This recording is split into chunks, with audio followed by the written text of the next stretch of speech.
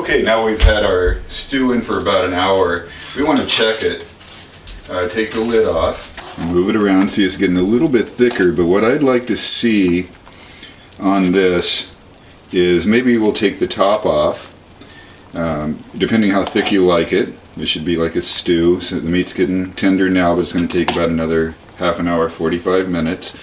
If you think it's not getting thick enough, you can turn it off, or you turn it up without the lid on here, and you can also introduce a slurry into it, which is basically a water and flour mixture. So now what we've done is we've added some flour and water together and mixed that together here. We want to pour that in to this, and this is going to make it a little bit thicker. And you can pour as little or as much as you'd like into there until you figure out, since it's boiling, we're going to figure out exactly how thick it's going to be. Because we want this to be more of a stew consistency.